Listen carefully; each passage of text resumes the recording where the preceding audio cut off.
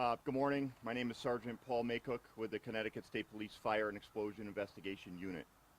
Last evening at approximately 6:15 p.m., the Connecticut State Police Fire and Explosion Investigation Unit was requested by the Town of Roxbury Fire Marshal's Office to assist at the scene of a structure fire at the town firehouse. Simultaneous to that call coming in, another call came in a couple of miles away, also in the town of Roxbury. Detectives from the State Police Fire and Explosion Investigation were dispatched to the scene, along with detectives from the Western District Major Crime Squad, given the nature of the incident that occurred at the firehouse and at the residence. It was quickly learned that these two incidents in the town of Roxbury were related to fires that occurred in the cities of Meriden and the town of Old Saybrook just hours preceding these fires. Detectives and local and state and federal authorities gathered at these scenes and began to collect information. We began to process these scenes, and a suspect was developed. That suspect was broadcast throughout the entire state of Connecticut and the adjoining states, including New York and Pennsylvania. Within hours of that suspect being developed and these fires occurring, the Pennsylvania State Police took that suspect into custody after a traffic stop in Milton, Pennsylvania. At this time, the suspect remains incarcerated in Pennsylvania and is awaiting extradition back to Connecticut to face charges in each of these municipalities.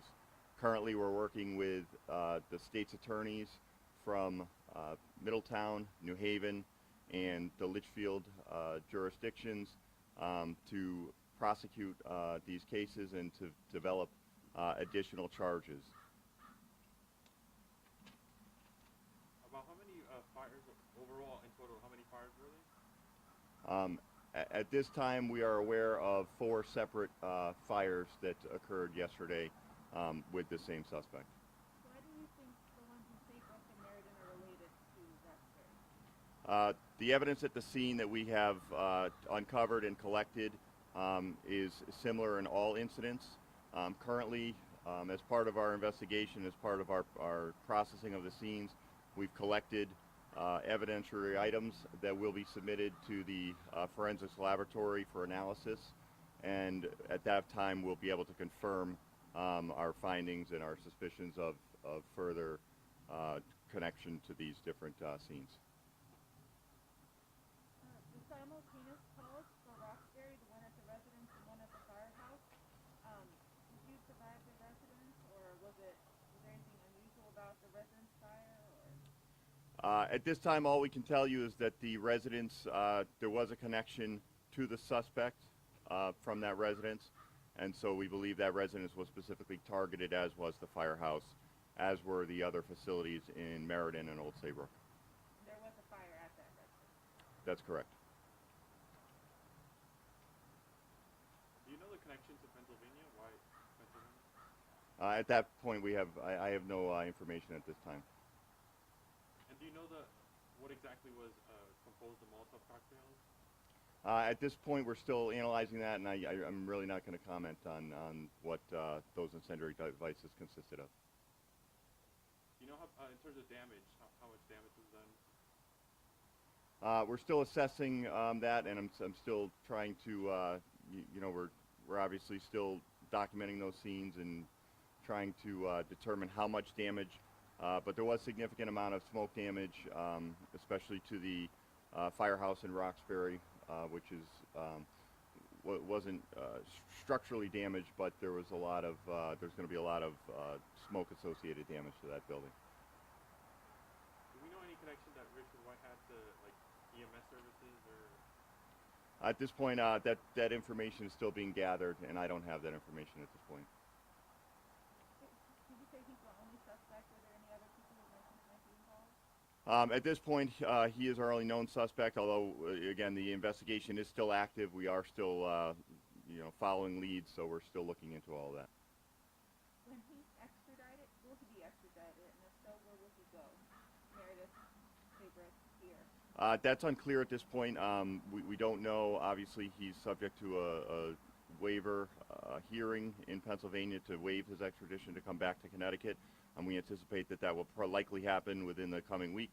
And at that point, it'll be up to the various states' attorneys to determine where he is coming back to now. I can tell you that the warrant that was served on him last night in Pennsylvania, the fugitive warrant, was from Middletown, from the old Saybrook incident. What time he was arrested in Pennsylvania? I don't have that exact time, but I know that it was within, I believe it was within 4 hours of the last fire. So I want to, I can't comment exactly on the time, but it was within just a few hours of the last fire that was reported in Roxbury. Do you know where in Pennsylvania he was arrested? He was arrested on Route 80 in Milton, Pennsylvania, by the Pennsylvania State Police. From the evidence you collected so far, has any witness come up and they kind of gave you a warning beforehand that this was going to happen, or any kind of red flags that kind of came about beforehand? I don't have that information. I do know that this all unfolded very quickly over a very short amount of time. The first fire, it was reported in Old Saybrook shortly after 4 o'clock, and the last fire in Roxbury was reported shortly after 6 o'clock. So everything that occurred last night happened in a very, rapid time frame. What was the time in Meriden? I believe the time in Meriden was about 5:15, but I'd have to, refer back to those reports, and I don't have those in front of me now. Any other details from Meriden's fire? I don't have those at this time.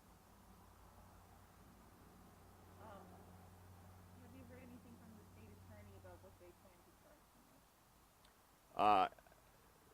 The warrant that was charged last night was a burglary charge and an arson and a third-degree charge. All the other charges that will be forthcoming are still subject to the outcome of these investigations that are happening currently actively. Could you explain why burglary? At the time of the fire in the old Saybrook facility, he was not allowed to, or not permitted to be in that building.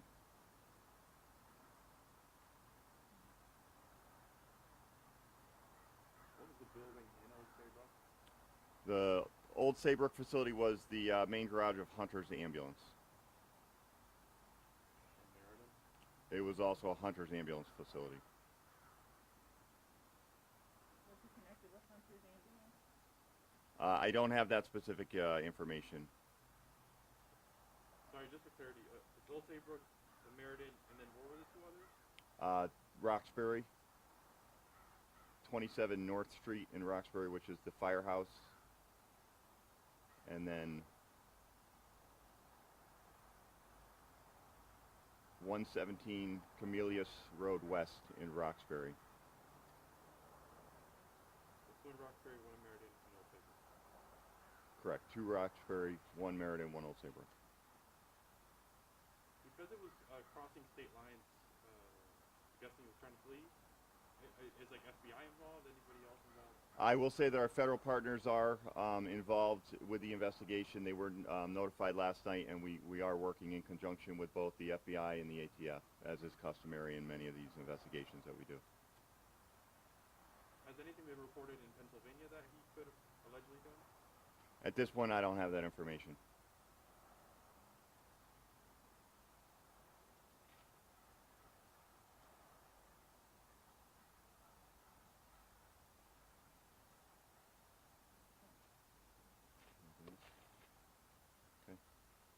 All right. Will we have a copy of the warrant from Middletown? I don't have that. I think if you call the old Saybrook Police Department, they might be able to release that, but I don't have that. I don't have that material. And again, sorry for clarity, were all 4 fires started with the cocktail? All 4 fires were intentionally set, and we've recovered evidence that's similar in all 4 fires.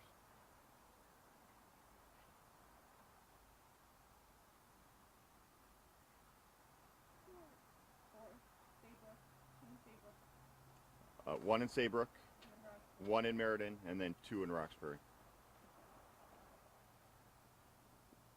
Do you know his criminal history, Richard White? I don't have that information, no. And he knew somebody in the house in Roxbury? We're still trying to determine the exact connection for the residential fire in Roxbury.